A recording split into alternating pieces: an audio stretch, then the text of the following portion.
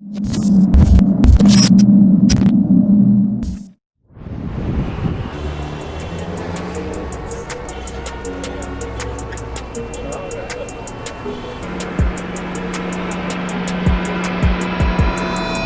it do? This your host Big Worm on CitySpeaksPodcast.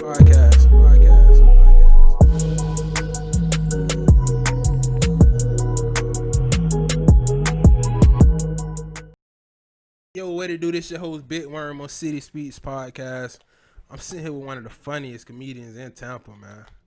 Toni Fatz. I got Toni Fatz in the building, man. Yes, sir. How you doing? How you I'm living? Doing all right. I'm living all right. How you doing? So I've been chilling, man. 2020. Give us about a little intro of who Toni Fatz is. Toni Fatz. I was born in Miami. I was raised in Tampa.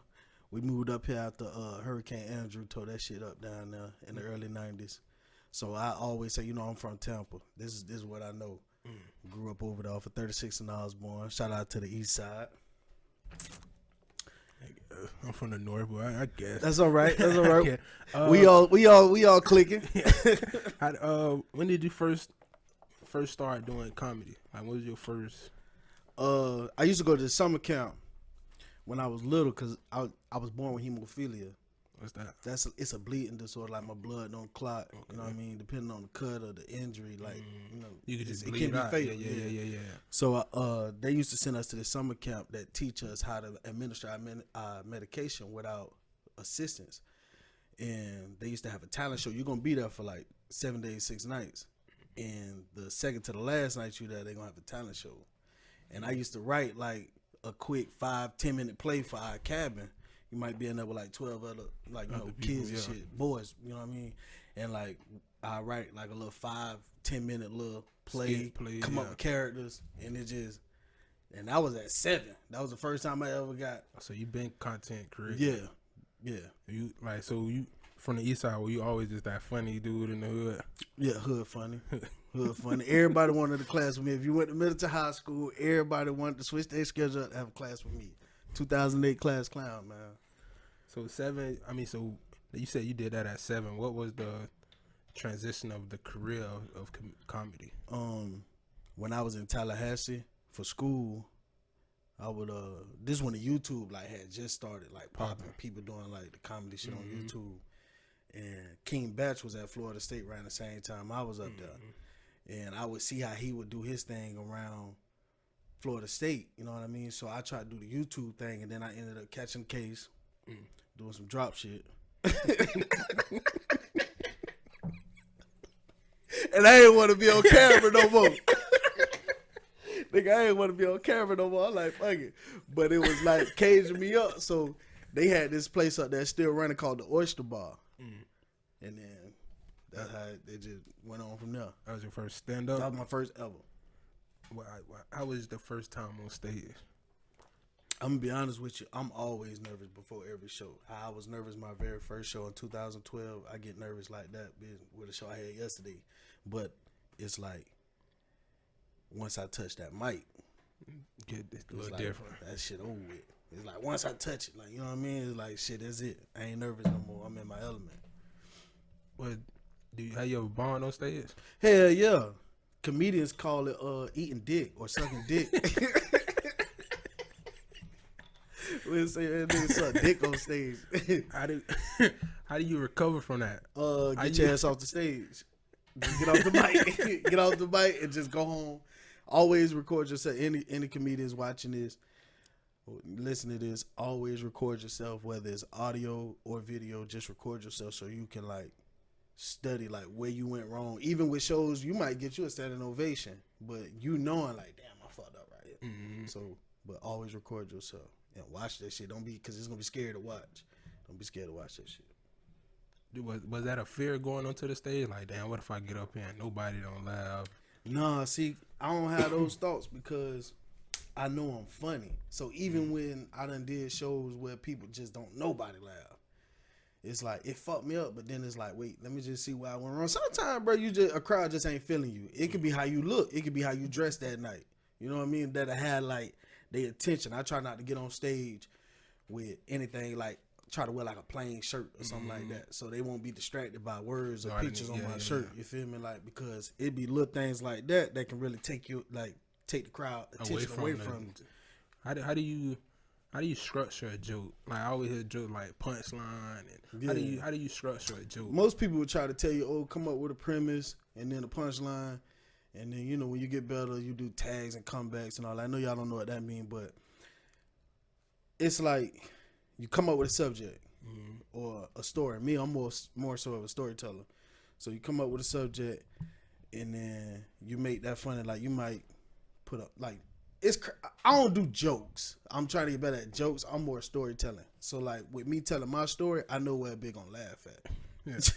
It's just based upon, like, I open up my set with, like, something soft, like something the crowd can recognize, and then just seeing if they see it how I see it. If they laugh, it's like, all right, we on the same type of time.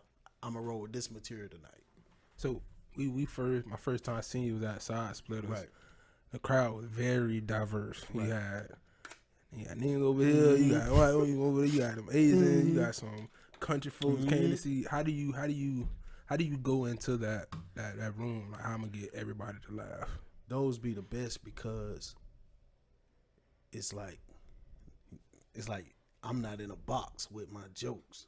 I can talk about something where, like, okay, like, the niggas will laugh. It's like, all I need is a laugh. And then it's just gonna give me energy. It's almost like pressing the gas. It's gonna give me it's gonna, all right, boom. Now I'm gonna hit them with this, and then they might laugh. But the first people who laughing, they still laughing. So you might tell a joke, man, they really don't hear it, but because somebody else laughing, they all gonna laugh. It's like contagious. My girl was like, I'm low key kind of goofy, right? So, like, just even seeing somebody go up there, I'm laughing already. She was like, man, the jokes he telling ain't even funny. I'm like, she said I was funny. But I'm like, no, not to, not to the other comedians. Oh, okay, go ahead. She was like, they wasn't even funny, but she looking at me like, why you laughing? I'm like, it's just funny just seeing cuz up there trying to, like, the one white boy that kept talking about his butthole. I'm like, this white boy crazy, man. Yeah. This white boy crazy. How do you... Can somebody tell you a joke and you just take it for what it is, or as a comedian, do you, like, analyze the joke? It depends on who the comic is. Cause see, I'm in that phase where I'm still, like, I'm grinding at the shit, so I'm, like, technically new. You know what I mean? Till I get on, like, a bigger scale. So, but I've been around. I've done shows with bigger comedians, but I'm saying all that to say that some comics will get up there and have, like, a good joke. But just because of who they is, like, they might have delivered that bit wrong. Like, that might have been a joke where they should have had energy. Or a comic could tell a real good joke, but they ain't read the room. Comics call it reading the room. But you might tell a Black Lives Matter joke in a room majority Black and Hispanic. Yeah. Me as a comic, it's like, damn, that shit funny. But you being a white comic in this room, bitch, you tripping. Like, so it's that's how I analyze it. I analyze it first. Let me see what the room is, and then I know what I'm running with. So then when I see other comedians out there going the opposite way, it's like that. I see that it's funny. Or some comics, they just need to stop. Straight up. There's some comics out here, and I ain't no hater trying to tell a bitch stop. Some comics, they just need to stop. That's true.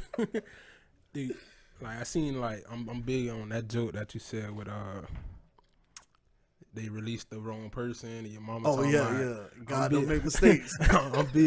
I'm big on, like, real life scenario. Is there any jokes that you like, damn, I want to tell this joke, but not right now, that come in your life? Real talk. My sister, shout out my sister Chicken, dog. She like she's smart, bro. You feel me? She real smart, but she also like a hood bitch. So she just stuck on being like a hood bitch. But seeing her trying to transition from a hood bitch to, like, a professional woman, just like where she at her life right now, bro. I got so many jokes, but every time I hit her, she be like, man, don't put me on your stand up. Like, she adamant about that. She always said that. And it's like, it be them jokes that I got about my family, bro. Like, but my family, they don't want to be the butt of a joke. And it's like, damn, bitch, like, this is $1 million shit, but they don't want to be on stage for it. So it be like them type of jokes, like, I don't want to offend nobody. You know what I mean? Is that hard to balance? Like, yeah, I want this joke a hit, but some jokes, I'm gonna be honest, some jokes are like the best jokes because you offended somebody. Yeah. You know what I mean? Because it's like, damn, that's offensive, but it's true. It's true at the same time. He made it like, he made the truth funny. Mm-hmm. You know what I mean? It's just we in a sensitive ass time right now with people don't even know how to laugh at bit what's true. Like, regardless, like if I don't laugh at it bit, it's still true. You either want to be sad about the shit, mad about the shit, or you want to laugh at it. I choose to laugh at it. How do comedians do that? They'll take a dark situation and make it a joke. But then you be like, damn, I shouldn't be laughing at this, but it's funny. No, think about Dave Chappelle. I wanna piss on you. Like, you feel me? Like in today's movement, now they more focused on the girl that got peed on, versus back in our time. It's like, damn, be like he done peed on the pee. So it's like, I don't know. It's all about like me. I got certain jokes where it's like, fuck it. This is what I'm finna say. Fuck how they take it. This is what I'm finna say. And majority when you run it like that, sometimes people can tell like he don't mean no ill behind it. So it's like, I get it. Yeah, I feel like it's the delivery on the joke. Like if he see that, he just like, damn, this is a fucked up situation, but it's also funny. It's kind of like it's like putting LOL behind some harsh shit. Like, I got an LOL joke, dog, and anybody can use it, right? It go like, you could tell a bit anything by using LOL. So you hit a bit last night, and she text you the next morning like, oh, I threw that pussy on you, good, wasn't it? Like, yeah, the pussy was straight, but you need the bags next time, laugh out loud. You can say anything as long as you put LOL behind that. And that LOL gonna throw him off. She looking at the text message, don't know what to say. She don't know what to say. She like, wait, you playing or you for real? Nah, you smelt yourself. How do you is there any comedians you pattern your work after? No. No? When I studied comics, I studied delivery. I studied how they handle when a crowd, like, cause you could tell when a comic expect a laugh. And I studied like how well do they handle the bounce back from that. Like, oh, I didn't get the laugh, but I thought I got the laugh, so let me add this. You know what I mean? I studied that, and then when I write my joint, that's why I record myself is important, because when you write it, you're not gonna say how you write it, but you know what your premise and like what you expect them to laugh at. So as long as you know them two parts, how you work, you know what I mean, to get to your premise or from your premise to the punchline, how you work that out is all dependent up to you, because you ain't gonna never say exactly how you wrote it. You're gonna go try it out, and then once you keep doing it multiple times, repetition, you learn to like chop that shit up, get rid of, like, say less words and still make it funny. Got to give me your top 5 comedians. Top 5 Dead or alive? Dead or alive, and tell me why they're your top 5. I'm gonna go with Bernie Mac. He my number one because I feel like when he on stage, I know him. Like, you know what I mean? I feel like he a relative of mine. I feel like them kids was my cousin, my little cousin. Yeah, you know, I feel like they was my cousins too, exactly. So, and I would want to one day deliver that same feeling to people who watch my stand up, people who listen to my stand up. I want them to be like, damn, bitch, this my cousin over here. Like, Tony tripping like a bitch, he funny than a bitch, you feel me? Cedric the Entertainer, because he got like this smooth goofiness to him. He gonna go at number 2, and I'm just know like I'm goofy, and then when I try to be smooth, like I be trying to be smooth with my girl, bro. Like you see the movie Hitch when Will Smith was getting on the jet ski and he kicked old girl off that. I'm like that. You feel me? I do shit like that to my girl, bro. Be mean and too. That's just how it goes. That's just how it goes. You feel me? So he got like this goofy smoothness to him. You know what I mean? When he on stage, and I embody that myself. Jim Carrey at number 3. Jim Carrey the reason I ever wanted to do stand up. Period. I wasn't expecting Jim. Yeah. He the number one reason I ever wanted to do stand up, because when I seen how animated he could be in movies, and then when he get on stage, he deliver that same animation on stage. It's like, you got to be a brave. I try to be animated, bro, at open mics. Nigga, people look at you crazy. Like, what is he doing? Like, your first time trying it? So even when he do that on stage, it's like, damn. And I remember recognizing that when I was a little boy. Like, man, he really tripping on stage, but it's funny. And I want to, you know what I mean? Because I'm just starting off, but eventually I'm going to embody that too. You feel me? I'm going to go with Chris Tucker at number 4 because the early Chris Tucker, before Jesus. We gonna say Chris Tucker, BC. I got you, before Jesus. I got you.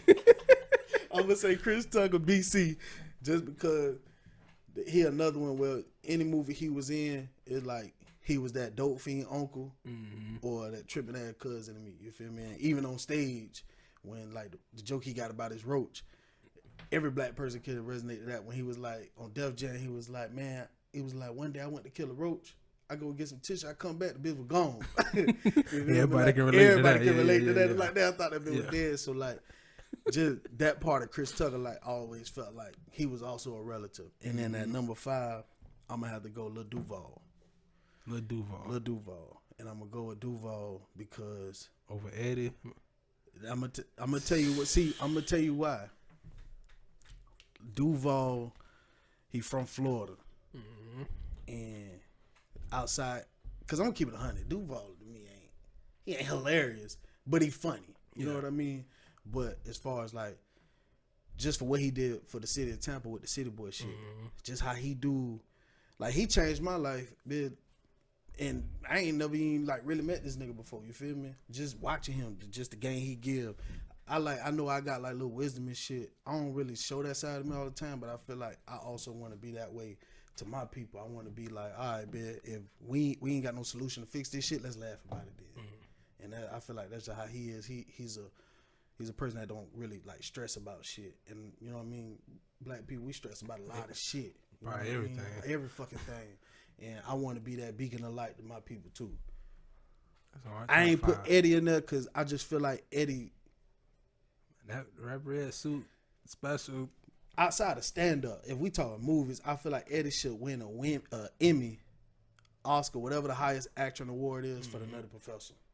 Yeah, like you know what I mean. And they don't give comics movies, like they don't give comedian movies them accolades. You feel me? And I think Eddie just himself be like, I can't put him in like Eddie's Eddie. Eddie by himself. He's just Eddie, dog. You feel me? I can't put him in no list. He's just fucking Eddie. He's the Michael Jordan of this shit. Like you can't really put Mike in no list. They try to, but that's just Eddie to me. So gotcha. You see yourself transitioning to like movies? Hell yeah, man. I want to do that shit, man. I want to. Cause I'm better situational for the prison fucked me up, bro. You feel me? I'm full of excuses and shit. Prison fucked me up, bro. Cause like prison, dog. When I first went to prison, bro, I was goofy as hell, bro. I was always on some goofy time. And I went to the camp, you feel me? So I'm like, oh damn, this is a little laid back spot, bro. But the niggas in that bit, bro, was always serious. And I don't know them niggas, you feel me? I'm in prison by myself, bitch. So it kind of like, the niggas who I was bidding with, I'm goofy with them, but I feel like prison kind of caged me up. And even in my mind now, when I'm out here trying to do the social media shit, it be tough on me because I don't know why the fuck I care what a bitch think, but that prison shit, you feel me? It made me feel like, man, hold on, let me wait till I get home. And I done got so used to not being goofy, it's like it's hard for me to jump back in. But I'm gonna turn up on that bit. What age you went up the road? From 22 to 26. So you was in like JIT camp, like you was in Nah, bitch. I went to that bit, I was the youngest bitch at that bit. I went to a work camp, but I ain't never been in trouble. You feel me? I ain't never been in trouble, and I was still in school when I was doing the drop shit. So all that shit, you know, when it come to the feds, like all that shit, they call it a downward departure, because the prosecutor wanted 7.5 years. They talking about 80,000. It was only 80 grand, bro. You feel me? I wasn't heavy in the drop shit like that, bro. You feel me? I probably hit like, man, out of 4 years, bitch, I probably hit like 4 times, dog. You feel me, dog? It was hard for me to hit, bitch. You feel me? So like when she like rack him, they're like, oh, he got this, and this, and I'm like, well, you know, bitch. Like, physically in cash, bitch, they had $6,000. Like, come on, dog. Like, you feel me? But yeah, bro. Bitch wasn't eating like that, bro. You feel me? Well, I was still in school. You know what I mean? But the drop shit was handy. You know what I mean? Shit came in handy. Bitch, why you in school?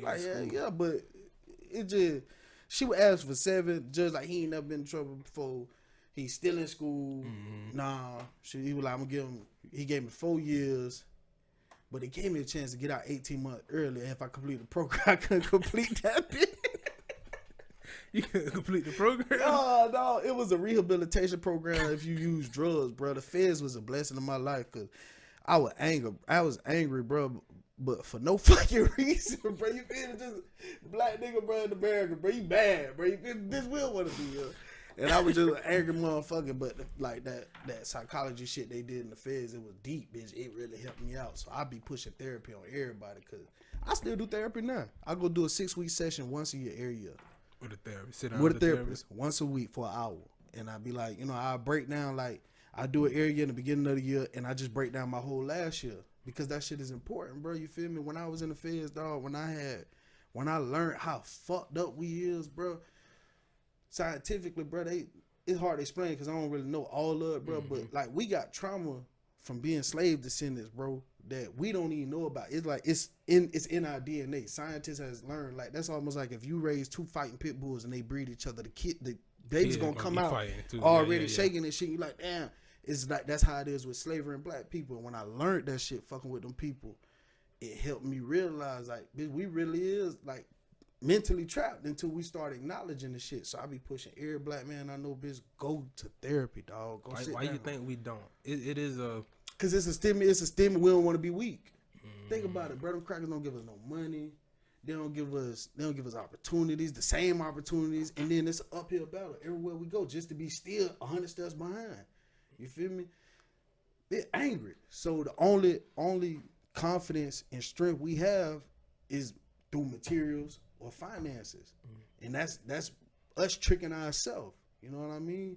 Get it though. Shit, don't be no pony. Go get that. You feel me? But that ain't what make you a man. And when you so toe up like that and you in the streets, you think you got the hustle, just to have money, bro. You away from your kids and you just doing shit that's gonna get you tricked up off the streets.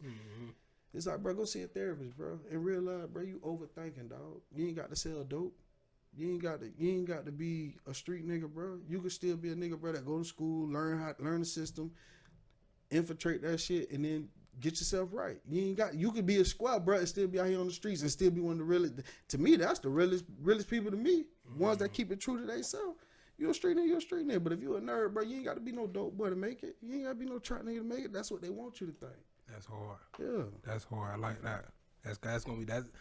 You from the east side, I'm pretty sure that's hard to get that message across too. Man, it's tough. It's tough, bro. I got a homeboy right now, bro. He dealing with, cause I'm gonna tell you something about mental disease. Ain't no symptoms, bro. Once your mind done slip this screw, that bitch loose, and you'll never tighten it back. And when we start realizing that, bro, we'll start breaking chains, bro, that was put on us that we ain't put on ourselves. But we voluntarily keeping them on ourselves, bro, if we don't go to therapy. I push therapy, dog. That shit helped me. I was angry, bro. I would react first and then ask the question later. And you know how dangerous that is, bro? God done spared my life so many times, dog. Like, bro, he done blessed me so many times, bro. And that's why I realized I ain't no street nigga. I ain't never been no street nigga. I ain't never, because I can't go kill a bit and then wake up in the morning and cook breakfast. Like that happen. I can't do it, bro. You feel me? I got an uncle that's like that, bro. And it's like, that shit, it scared me, bro. And I don't want to be nobody people scared of. I'm a comedian, bitch. I want to heal you. You feel me? I want to make you laugh, bitch. I don't want to be, I ain't no killer, bitch. Hell nah. You got a black therapist? Nah, my first therapist was a white lady named Dr. Ramsey, bro. She was tough, bitch. She was a bitch. It wasn't hard to talk to her? No, that's what's crazy. Cause it's like, she was tough, and my girl right now, she a grad student at UCF for family marriage counseling. So I'm learning everything I done been through with therapists and what I've learned from therapists. I'm learning in detail now because of, you know what I mean, what she's studying from the graduate in. So I'm learning like, but Dr. Ramsey was tough, and your therapist supposed to be that way because you can't get comfortable with them. You can't. You know what I mean? If you trying to grow and they got to keep you accountable, yeah, they'll let you be comfortable enough to where you can talk to them. But then eventually they going to give you some tough homework assignments, like, and practice that shit. Man, I'm telling you, she was a white lady. I ain't never had a black therapist. Not yet. I want one. I done had a white lady. I done had a Spanish man, and I had a Chinese lady. I done had a Spanish dude and 2 white men. Those are my 7 therapists so far, since from prison to being out of prison. That's how many I keep up my therapist. That's hard. You got an IG post. You said comedy saved your life, saved you from going back to prison. Hell yeah. How?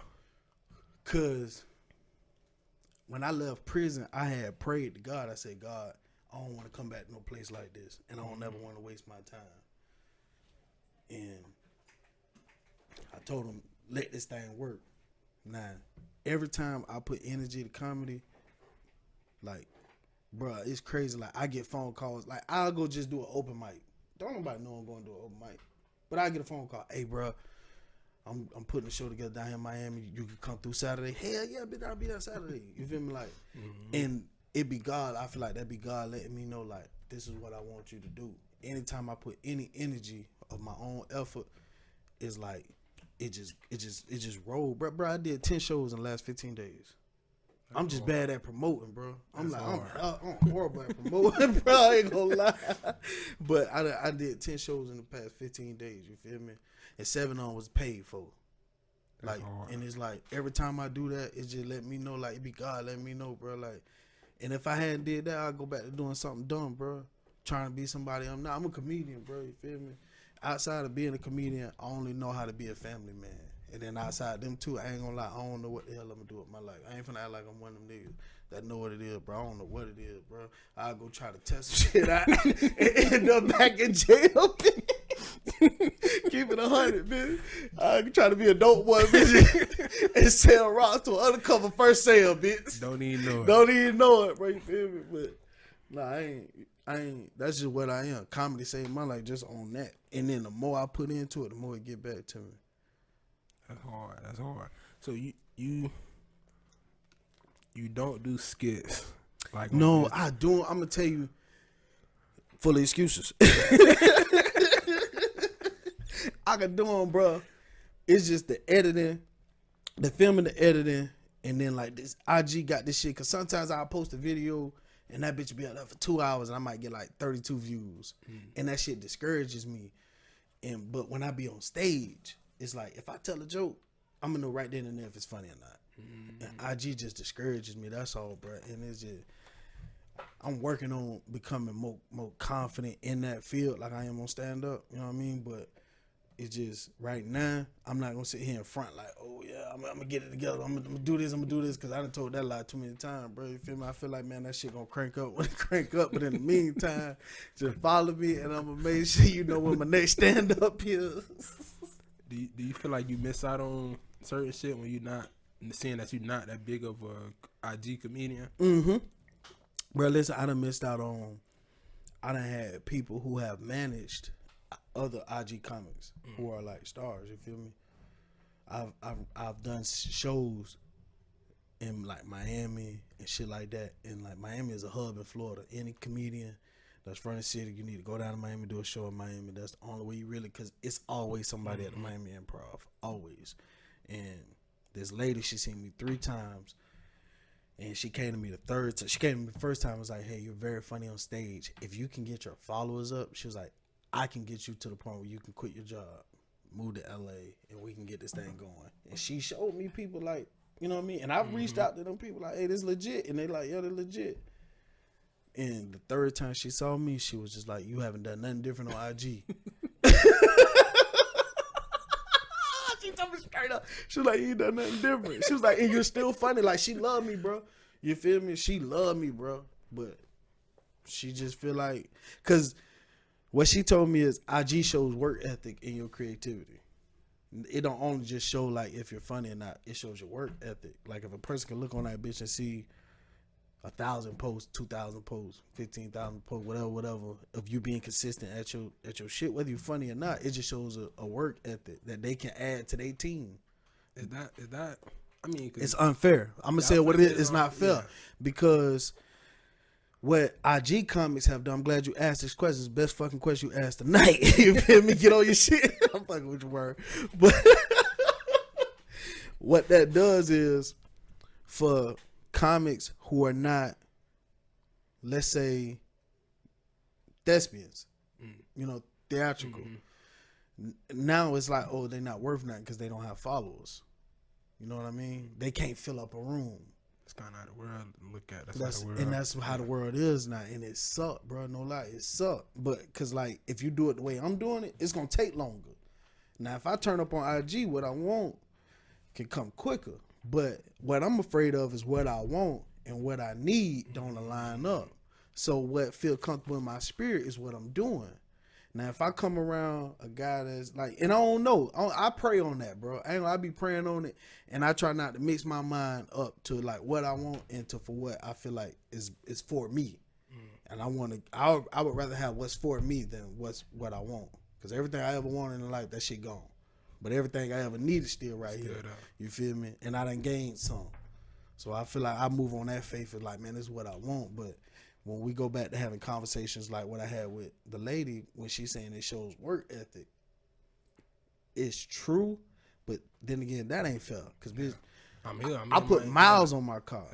Yeah. I've done my first tour and my second tour. Half of that tour, bro, I ain't get paid, and I spent money on that. As far north as Cincinnati, bitch, you feel me? Far west is Denver, like I ain't get paid for that shit, but that's my work ethic, bitch. I'm putting money up out of what I'm working for to go do these shows that I ain't getting paid for. So I don't think that's fair. And when I'm showing up, I'm funny. So when and she even said, "You're still funny." It's like, well, come get fuck with me, like, you feel me? But when she don't fuck with me, that let me know you ain't for me, because you can't tell me I'm funny, but then say, "Oh, you don't put in work ethic." Then I'm down here in Miami. I ain't from Miami. I mean, I'm born there, but I live in Tampa. I'm still coming down here. And you've come to every show you see me on, you feel me? But that's what make it not fair. So what's for you gonna be for you. And I'm not saying I've been writing though, I'm gonna say that. I've been writing screenplays. Okay. Like screenplays. You know what I mean? Seeing shit like Lovecraft Country from Jordan Peele, all these like Leah Waithe, all these black writers. I love that shit. And I know I'm good at writing. I write my own jokes. So I know I'm good at painting a picture, a situation, making a motherfucker laugh at it and get going forward with it. But when I write, my shit be like dark humor. You know what I mean? Like it might be some shit that's twisted. Like I've been writing a reverse slavery to give white people a chance to understand, like to show black people in power, whipping the shit out of white people, chopping off fingers, all like I've been writing. You laughing, bro. But I'm with you. I write shit like that. It's like, let me switch your mind up. It's still funny. It'll show the humor in it, but it's also like, damn, this is very real. In it too. So and that be shit like, I send like email, bro. I probably sound like 1 or 2 screenplays out, bro. You ain't hear nothing back because that's all I wrote. You gotta keep at it, my nigga. I can't write screenplays and jokes. Which one you want? You want both? Goddamn, nigga. I did recently just learn that some comedians be having like ghostwriters. Yeah, that's okay though. That's okay. Man, that's okay. That's okay because I know a comic in the city, bro. He got the funniest jokes, but he can't deliver them bitches. Like he don't make nobody laugh. But no lie, he be having the funniest jokes. And I want to go to him like, bro, write me a 10-minute set. Like, but I'm afraid he gonna be on some like, oh, Tony just that nigga just asked me to write a set. Especially if you blow up on me, like, nah, that's mine, bro. But it ain't nothing wrong with, like, if you get a ghostwriter, bro, just mean a bit like to me, I wouldn't mind a ghostwriter. I would love to see if I can make somebody else shit funny, but in my way. I would love that. You know what I mean? Because I don't know. That's coming from a person who only also write his own jokes. And I would also love to get with a writer. Because some of the jokes I write, I know are funny. But I know, damn, if I just knew what to say and how to say it, that bitch would be hilarious. But I'm not like a writer. Like some niggas are really writers.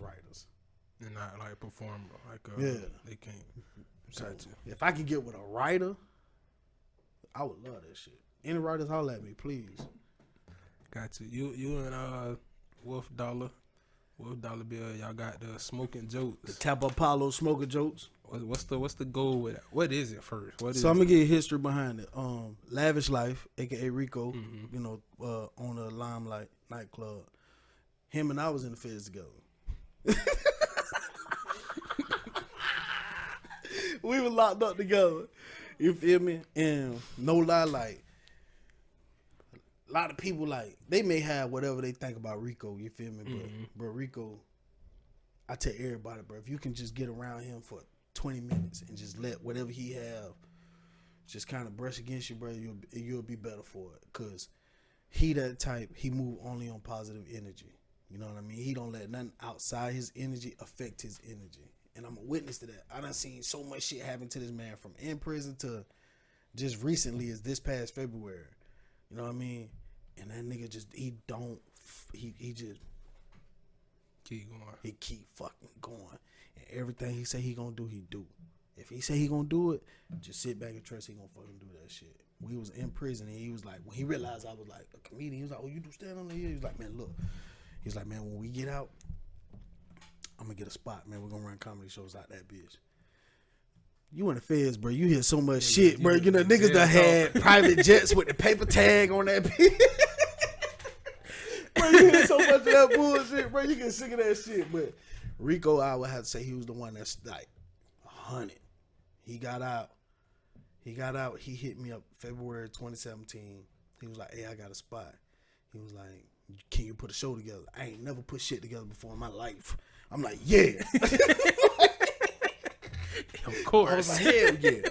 He was like, all right, bet. He was like, all right, when can the first show be? I was like, June. Mind you, it's February.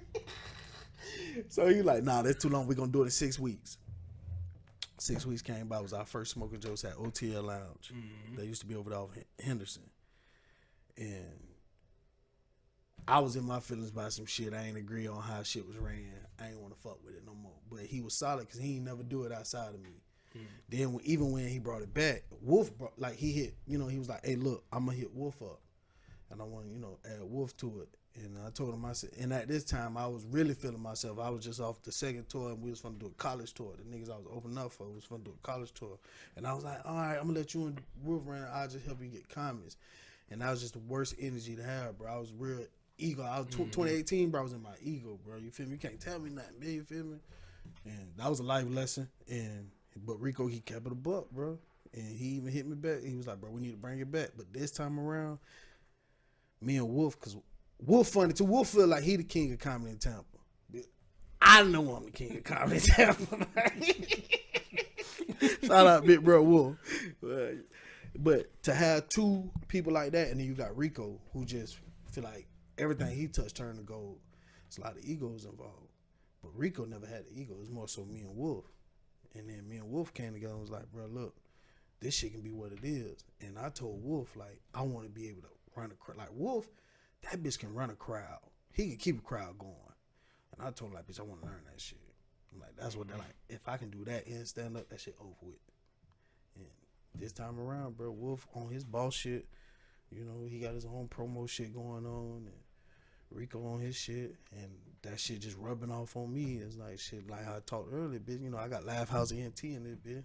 Only comedy promotion company in the city. Fuck with us, dog. But and that shit is just big. The first show back, bro, that bitch packed wall to wall. At $20 a ticket. Some tickets was $25. People done bought sections. Bitches done bought bottles at a comedy show.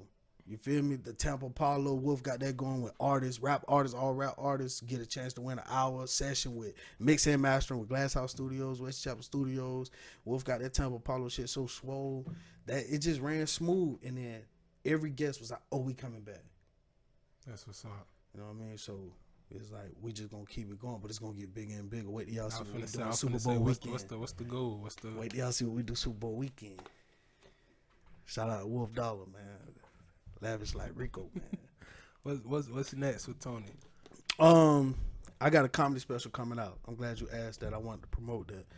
February 5th, I'm recording my live comedy special. Okay. Shout out to my boy Got Gas Money. He hit me up in 2017 and was like he want to put a comedy special together. And I ain't know he was who he was until bro, listen, it's some niggas in the city, bro. Like the bitch don't know, bro. You feel me? Like people really are who they say they are. And Gas Money, he wanted a boy hit me up. He was like, man, I want to do a comedy special. He done pulled up to a lot of my shows by himself, sat front row, and actually watched. And he believed in it to where he, you know what I mean, he gonna invest in having a comedy special. So that's why I've been going hard on this stage, because I want to get the mics. I mean, my material tight. You know what I mean? Down pat. Yeah. And I got a comedy special coming out in February. After that, I got a comedy album. I got some artists from the city on that.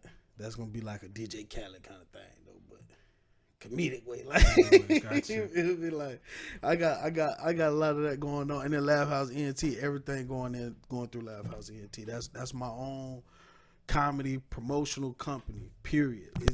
Listen, I want to be the No Limit of comedy. I want to be the fucking Cash Money, the Rockefellers, the Rock Nation of comedy, bro. I ain't gonna lie, bitch. I'm him. When it comes to that, don't nobody in the city love that mic how I do. Ain't a comic in the world love the microphone how I do.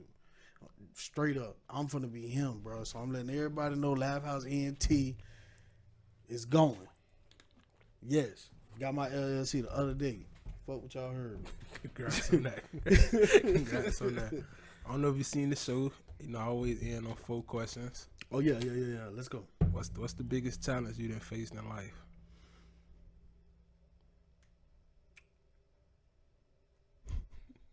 I'm gonna say what I'm gonna just say being in love, cause yeah, I'm in love with my girl. I want to marry her. You feel me? This is who I see myself with. I love comedy, and right now, it's just a tussle between the two, cause the majority of my finances go to trying to push this comedy shit, and then it's like I got her, but I tell you, she riding now.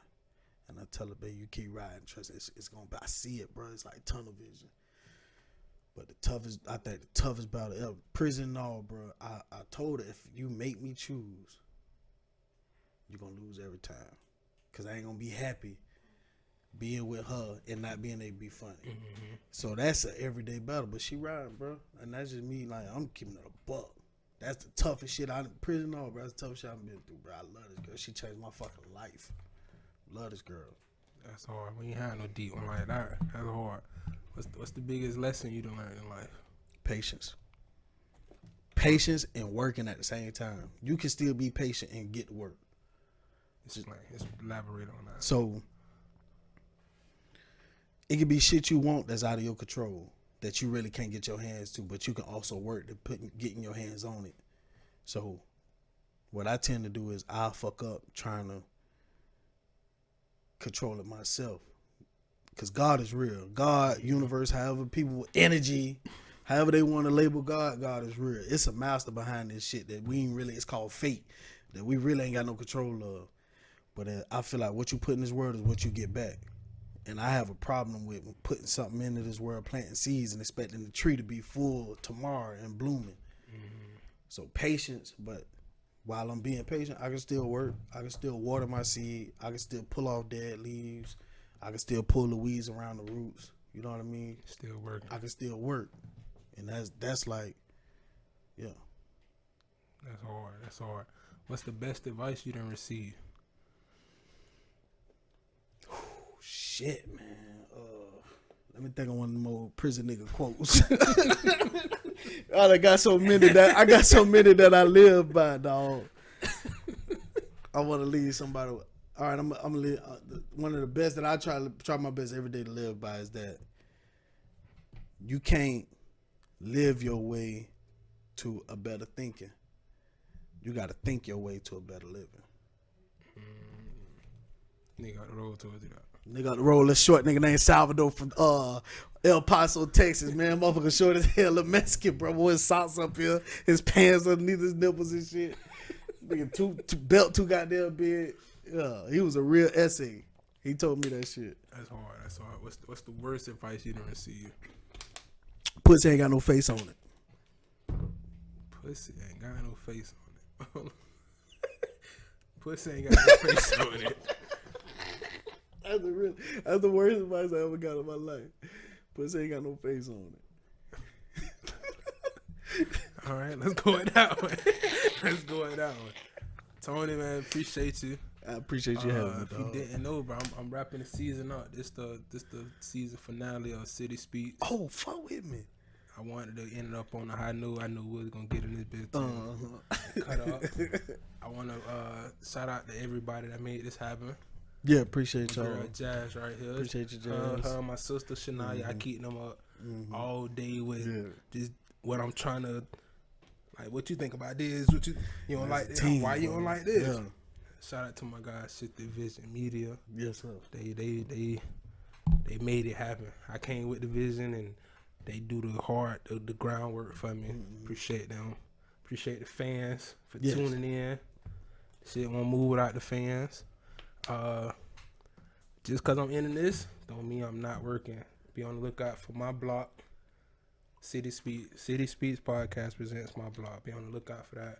Toni, appreciate you. Appreciate you, my boy. Coming in, kicking it with me. City Speaks Podcast. City Speaks Podcast.